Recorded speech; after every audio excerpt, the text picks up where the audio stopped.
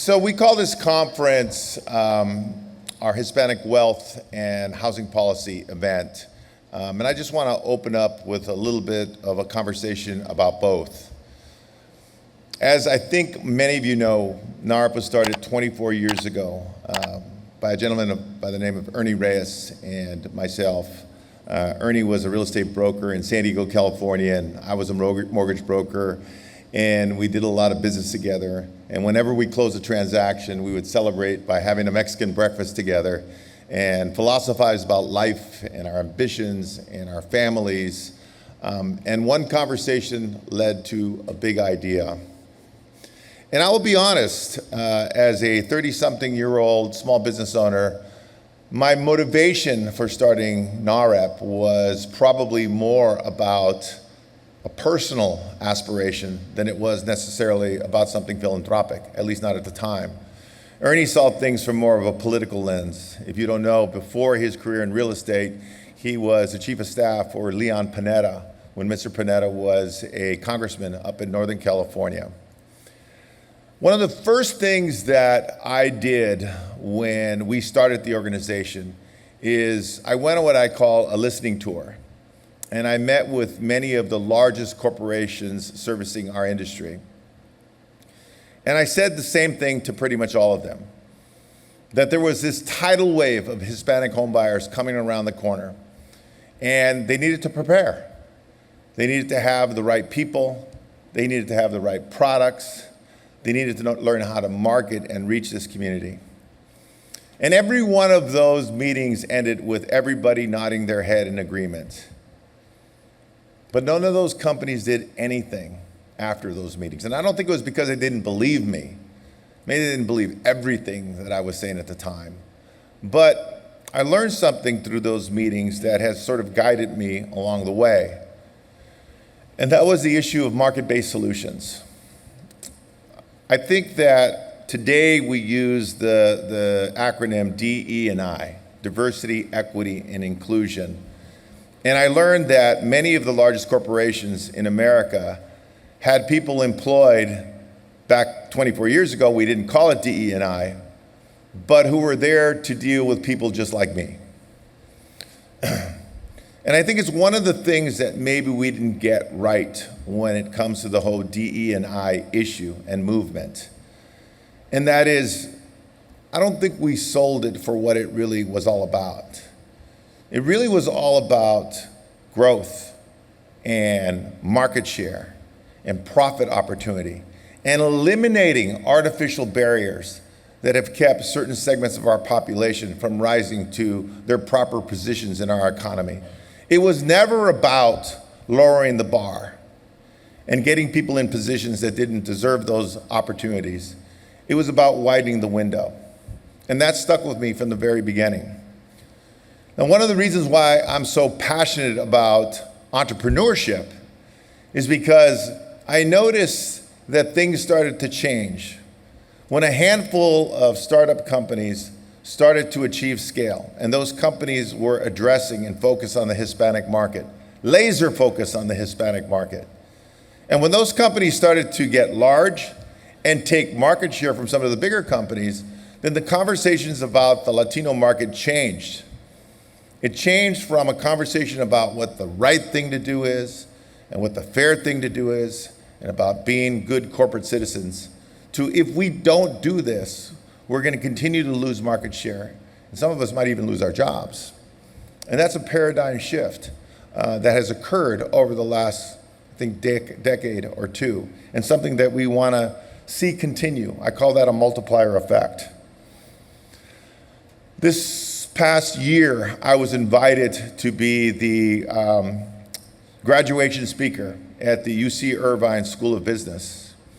And I wanted to say something provocative in that speech. And I said to those young students that I felt that the wealth gaps in America posed an existential threat to our leadership in the global economy, America's leadership in the global economy. It's basic mathematics. Our country cannot continue to grow. Our economy cannot continue to expand. Our country cannot continue to prosper if our diverse communities aren't also thriving. It's impossible for that to happen and occur. So when it comes to closing wealth gaps, I believe that there's three primary things that we need to create. So number one, platforms like NAHREP and like Latitude are essential in that process, because success is a factor of two primary things. It's what you know, but it's also who you know. And as much as we'd like to think otherwise, that's still critical. And historically, Latino business professionals have not had the relationships necessary to help them advance, both economically and in some ways socially and politically as well. We're also going to need a shitload of capital.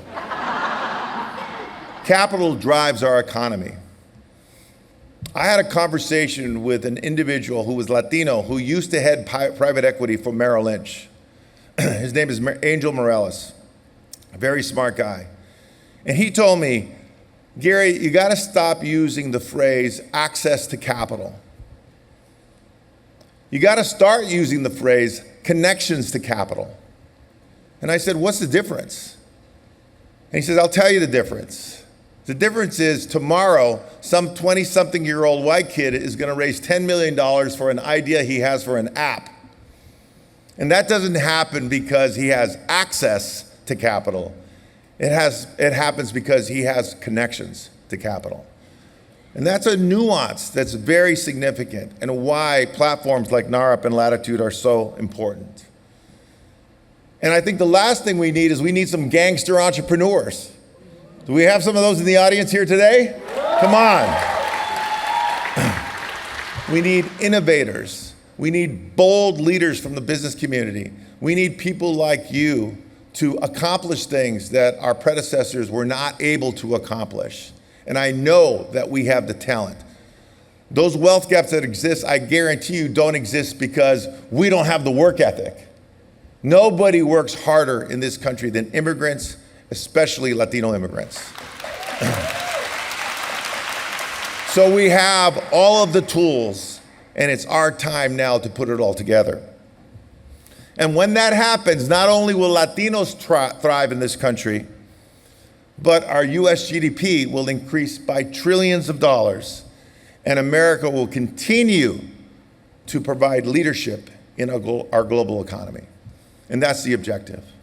What is good for the Latino community is good for America.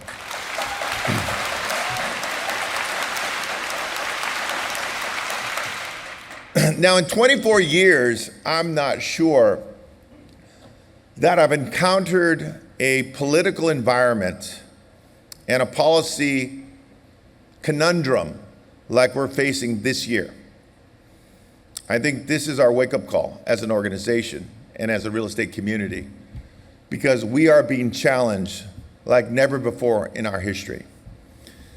And if those of you have not been following the news and haven't recognized that there have been major lawsuits, class action lawsuits, that address and challenge and threaten the very way that we do business in this industry. And I don't use that phrase lightly. In layman's terms, and I know that I'm preaching to the choir with a lot of very savvy real estate professionals and people from the housing industry right now, but indulge me just for a second, because I want you to understand the context of what's happening out there in the marketplace. At the center of these lawsuits is an issue that we call broker cooperation. And if you've sold a piece of real estate, you know that it basically works something like this. You hire a real estate agent, you sign what's called a listing agreement. And in that listing agreement, it expresses compensation for the realtor for marketing your property and finding a buyer. And that compensation usually comes in the form of a commission percentage. 4.5%, 5%, 6% is the typical range. When that listing agent gets that listing agreement signed, he typically takes the information in that agreement and puts it in a local MLS, which is a database that's accessible to other real estate professionals in that marketplace. And among other things, that listing will say that that listing agent is willing to share their commission with a real estate broker who brings them a buyer when that deal closes. That's called broker cooperation. And usually they split the commission 50-50, although they don't have to. That's usually what happens. And let me tell you the dynamic that that creates, because I love to put it this way. If I put 100 people in a room today and I explain to them how this system works, and I tell them that they can choose any real estate agent they want to represent them through this very challenging, daunting, and intimidating process, and you're not going to have to come out of pocket to pay that real estate agent. I know that it's already tough enough to come up with a down payment and closing costs and a little bit of reserves to be able to close that transaction. You've probably been saving for years. But you're not going to have to pay for that agent out of pocket. That agent is going to get paid through seller proceeds when the deal closes. But here's the catch. Someday, maybe 5 or 10 years down the line, you may want to sell that property, and then it'll be your turn to pay those commissions. I think if you ask 100 buyers that question or explain it to them in that way, 99 out of 100, maybe 100 out of 100 will say, I'll take that deal all day long because it gives me the relief when I need it the most, when I'm first entering the marketplace. And this is a process that has taken place for over 100 years in this country. With all of its imperfections, the results of this program has actually been pretty good. Almost 2/3 of American households own their own home, and we have a big gap that we need to close within the Latino community, but we're closing that gap. And now, this is when I get a little worked up. When the Urban Institute and other think tanks project that 70%, that's 70%, of net homeownership gains over the next 20 years will come from the Latino community. When that data is out there for the very first time in American history, we will represent the majority of net gains of homeownership over the next 20 years. That is when the industry is saying there's something wrong with this process. We need to put it to an end. And by the way, we need to give more power and more money to home sellers. Not the people who need it the most, but the people who have the most wealth and have the most to gain.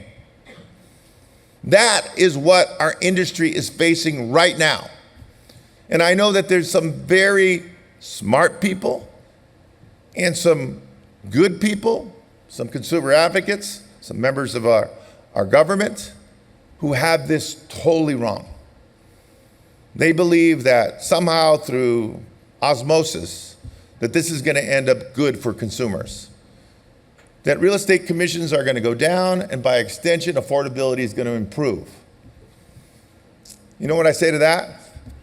That if you line up 100, I like that number, 100, I guess, 100 economists 2 years ago, and you told them that interest rates are going to go from 3% to 8% in less than a year, what impact is that going to have to price points? Every one of them would say prices in America are going to plunge. Did that happen? Prices didn't go down at all. In fact, they actually went up. Okay, so you're going to try to convince me that somehow by this maceration that I just described, that affordability is going to get better for everybody? There's no way. So I think that maybe for the first time in 24 years, this is an issue that NAHREP is going to take the lead on. We're going to collaborate with our partners in the industry. We're going to work with the National Association of Realtors, but we're not an agent for NAR. We're not an agent for anybody else. We are an agent for Latino home buyers across the country, and we will not allow this to stop our progress. Not now, when we're just on the cusp of changing the trajectory of the quality of life for Latinos in America. So Of the 20 policy conferences that we've had in the last 20 years, I can't think of another time when it's more important. And at a time when the market is facing challenges like never before, I see that we have standing room only at this event and at this conference and at this session. So for that, I thank you all from the bottom of my heart. You guys are in this with us, we're in it together, and we will prevail. Thank you very much.